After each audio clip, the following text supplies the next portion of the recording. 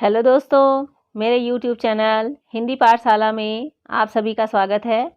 आज के वीडियो में हम कक्षा 7वीं के हिंदी पाठ्य पुस्तक छत्तीसगढ़ भारती के पाठ 6 सदाचार का ताबीज नामक पाठ के प्रश्न उत्तर को समझेंगे। पूरा प्रश्नोत्तर जानने के लिए आप वीडियो को पूरा देखना, और जो मेरे चैनल में नए हैं, जिन्होंने मेरे चैनल हिंदी पाठशाला को सब्सक्राइब नहीं किया है, वे सब्सक्राइब भी कर देंगे। तो आइए दोस्तों, प्रश्न अभ्यास शुरू करते हैं।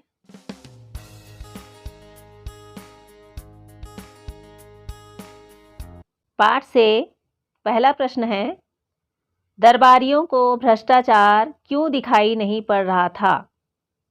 आपने पाठ में पढ़ा है, तो इसके उत्तर इस प्रकार दे सकते हैं। दरबारियों को भ्रष्टाचार इसलिए नहीं दिखाई दे रहा था क्योंकि वे स्वयं भ्रष्टाचार में लीन थे। प्रश्न दूसरा है, विशेषज्ञों ने भ्रष्टाचार के बारे में राजा को क्या बताया? उत्तर इस प्रकार है, विशेषज्ञों ने भ्रष्टाचार के ये लक्षण बताए कि उसे हाथ से नहीं पकड़ सकते हैं, वह स्थूल नहीं सूक्ष्म है, परंतु वह सर्वत्र व्याप्त है। उसे देखा नहीं जा सकता, केवल अनुभव किया जा सकता है।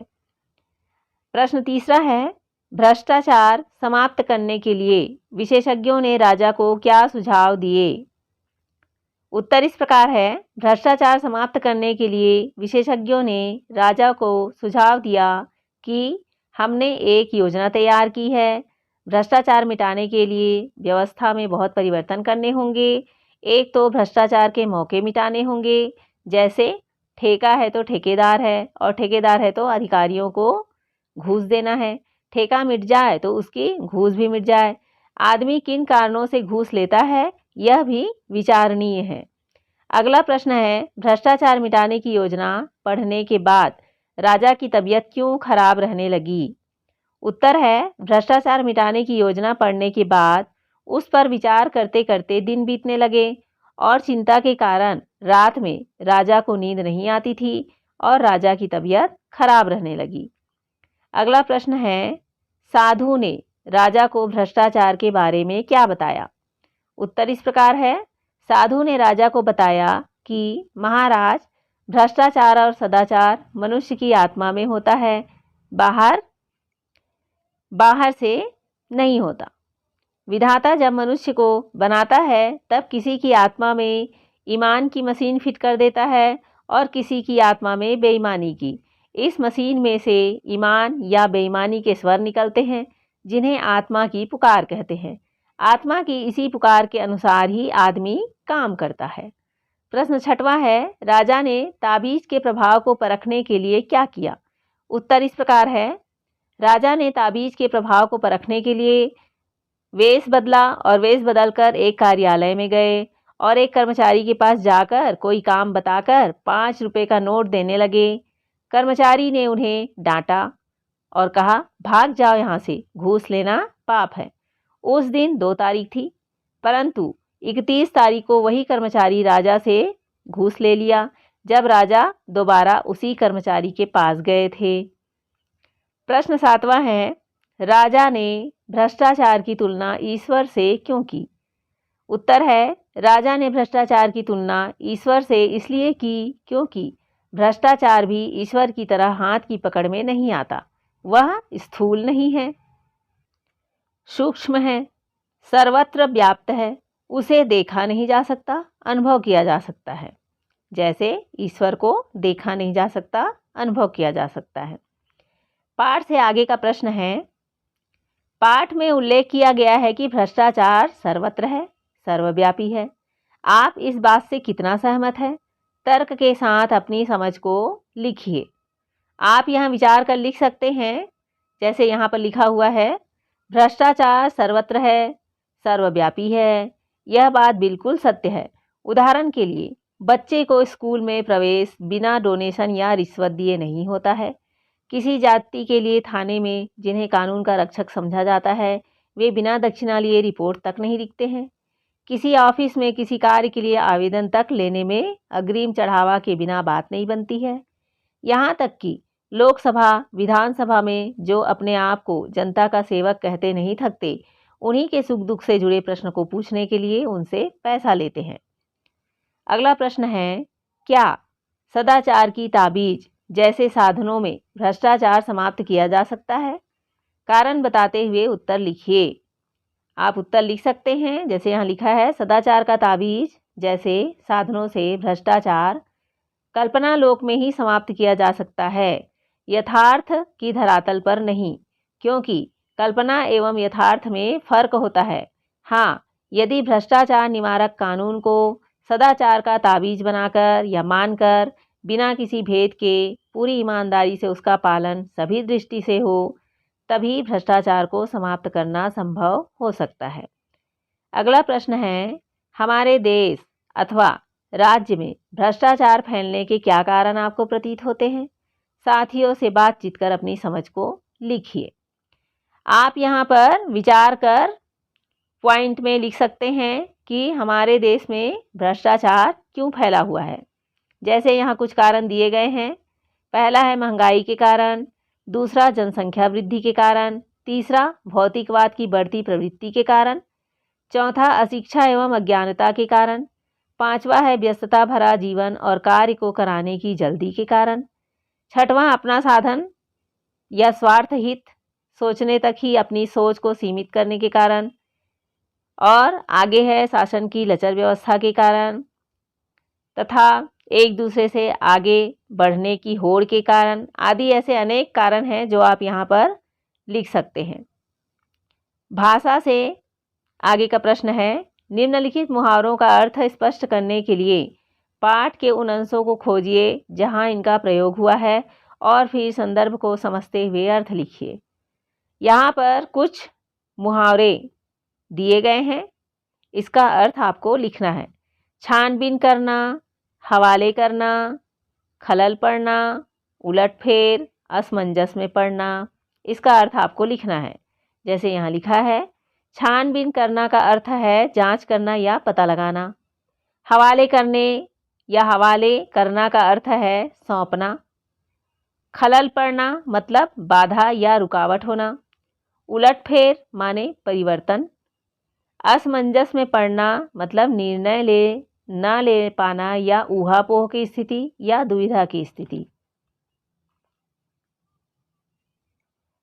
अगला प्रश्न है, निम्नलिखित वाक्यों को ध्यान से पढ़िए। मैं कल दरबार में जाऊंगा। कल साधु राजा से मिला। विधाता किसी की आत्मा में ईमान की कल फिट कर देता है। उपयुक्त वाक्य में रेखांकित शब्द कल के 3 भिन्न अर्थ है। इसी प्रकार निम्नांकित समान उच्चारण वाले शब्दों के अर्थों को वाक्यों में प्रयोग करते हुए स्पष्ट कीजिए। तो यहाँ पर 3 वाक्य दिए हैं, इसे आप ध्यान से पढ़कर समझ सकते हैं। मैं कल दरबार में जाऊंगा, तो यहाँ कल का अर्थ है आने वाला कल। दूसरा है कल साधु राजा से मिला, यहाँ पर कल का अर्थ है बीता हुआ कल। तीसरा है विधाता किसी की आत्मा में ईमान के कल फिट कर देता है, यहाँ पर कल का तात्पर्य है मशीन या कल पुर्जा। तीनों वाक्यों में कल शब्द के 3 अलग अलग अर्थ दिए गए हैं। ऐसे ही कुछ शब्द यहाँ पर दिए गए हैं नीचे में, पद, आम, अंक, सोना, कनक, खर। इन शब्दों के अलग अलग अर्थों के अनुसार आपको वाक्य प्रयोग करना है। जैसे यहाँ उत्तर में लिखा गया है, पद का अर्थ है पैर और पदवी। इन अर्थों के अनुसार यहाँ वाक्य प्रयोग हुआ है, श्री राम जी के पद कमल जैसे हैं। यहाँ पर पद का अर्थ है पैर। दूसरा वाक्य है, श्री बनवारी लाल थानेदार के पद पर काम कर रहे हैं। यहाँ पद का अर्थ है पदवी। अगला शब्द है आम। आम का मतलब एक फल भी होता है और आम मतलब सामान्य होता है। वाक्य है, आम फलों का राजा कहलाता है। यहाँ पर आम का अर्थ है फल। दूसरा वाक्य है, आज आम जनता भ्रष्टाचार की चक्की में पीस रही है। यहाँ पर आम का अर्थ है सामान्य।